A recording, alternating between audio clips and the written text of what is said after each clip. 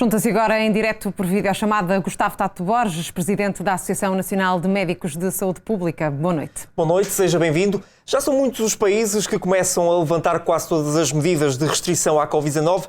Na sua opinião, doutor, Portugal está também preparado para dar esse passo? Boa noite.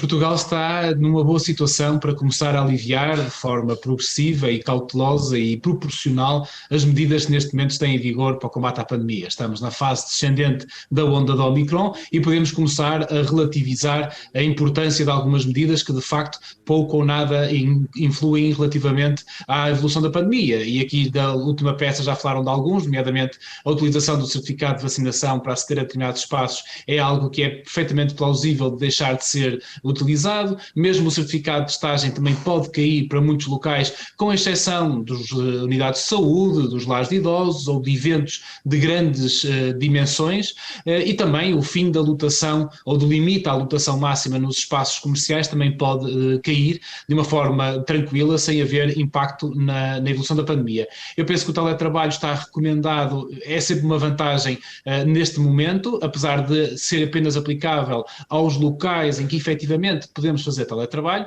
mas há acima de tudo duas linhas vermelhas onde penso que o Governo não deve avançar. É a questão dos isolamentos, ou seja, quem está positivo deve continuar a ficar em casa e os seus contactos de alto risco também. Mesmo os 7 dias parece que são assintomático? perfeitamente ajustados, mesmo estando assintomáticos. Penso que nesta fase ainda é mais prudente ficar assim, e é a questão do uso de máscara nos espaços interiores que deve continuar a ser obrigatória, porque vai nos permitir controlar a pandemia. Eu só dou dois exemplos de dois países que libertaram estas medidas e que já estão a sofrer algumas consequências. Por exemplo, a Dinamarca aumentou em 8 vezes a sua incidência, o número de novos casos, desde que deixou de ter medidas para a pandemia, e mesmo o Reino Unido, apesar de continuar com uma tendência decrescente, a velocidade com que diminui o número de novos casos reduziu substancialmente para uma situação de prolongamento de uma grande transmissibilidade da doença, que se calhar não queremos que aconteça em Portugal, queremos que rapidamente possamos atingir um valor de segurança e aí sim desconfinar ou retirar as restrições de uma forma muito mais segura e, acima de tudo,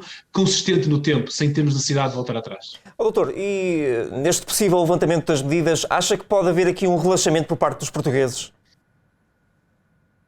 Quando nós avisamos as pessoas ou alertamos as pessoas para um momento favorável, elas tendencialmente têm uma atitude um bocadinho mais tranquila, de facto, e portanto convivem mais, vão estar mais à vontade.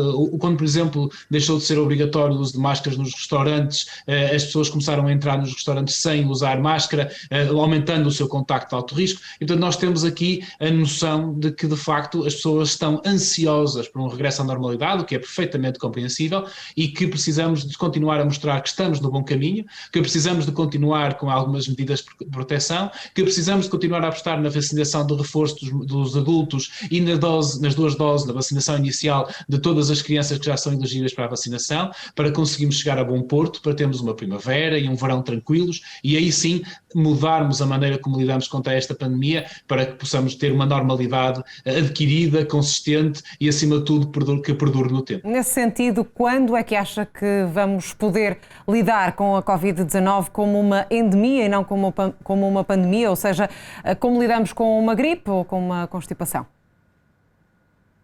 Essa é uma boa pergunta, é uma pergunta difícil de responder. Eu diria-lhe que poderemos passar essa situação quando a Covid apresentar um risco de transmissibilidade baixo ou médio. Portanto, nós estamos a falar abaixo dos 480 casos por 100 mil habitantes ou dos 240 casos por 100 mil habitantes, e quando neste momento nós estamos com 4.900 nos últimos 14 dias. E, portanto, precisamos de aguardar um pouco mais para ter essa realidade. Provavelmente isto poderá bater com a altura da primavera, vamos aguardar para ver como é que isto vai evoluir, meados de março, mas teremos que ainda aguardar com muita calma e perceber de que se mantivermos estas medidas, ou pelo menos aquelas que são mais importantes durante mais um bocadinho de tempo, mais rapidamente poderemos chegar a essa normalidade, temos menos carga da doença a circular entre a população e aí sim levantar as medidas com segurança, sem o risco de voltarmos atrás de uma forma abrupta.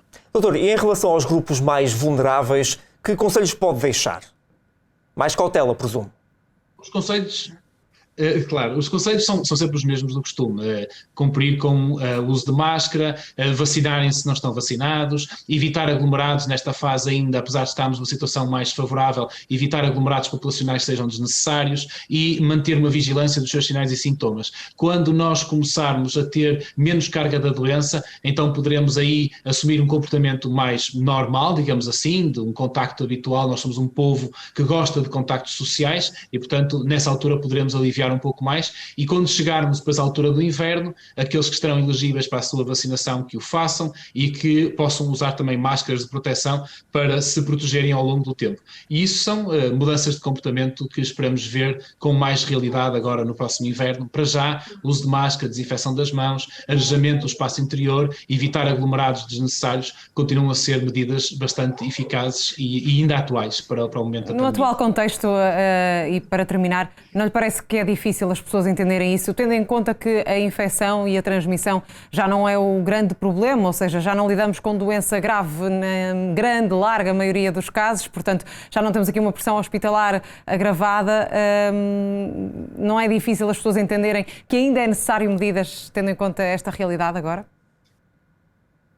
Acima de tudo, as pessoas estão muito cansadas e, portanto, estão com uma expectativa de que isto volte à normalidade. Nós sabemos que esta variante Omicron foi muito menos grave do que as anteriores, especialmente do que a Delta, mas a verdade é que nós continuamos a ter, ainda hoje, com apenas 18 mil casos, nós tivemos 55 óbitos. E ainda vamos ter, durante algum tempo, um número de óbitos considerável acima daquilo que é recomendado ou aquilo que é apontado como aceitável pelo ECDC e pela União Europeia. E, portanto, nós ainda não estamos completamente livres e há outro assunto, ou pelo menos outra preocupação que as pessoas também devem ter, que é a manifestação do Covid longa, ou seja, aquelas pessoas que depois de estarem infectadas continuam com dificuldades, continuam com dispneia, não conseguem produzir o mesmo tipo de trabalho e elas estão a afetar também crianças. E, portanto, nós precisamos de perceber que enquanto a doença não tiver um nível de circulação baixo, nós continuamos a ter risco de desenvolver doença mais pesada ou pelo menos com consequências a mais longo prazo junto de pessoas vulneráveis, nomeadamente as nossas crianças. Doutor, muito obrigado e até uma próxima oportunidade aqui na Record TV. Obrigado e boa noite. Boa noite. Prazer.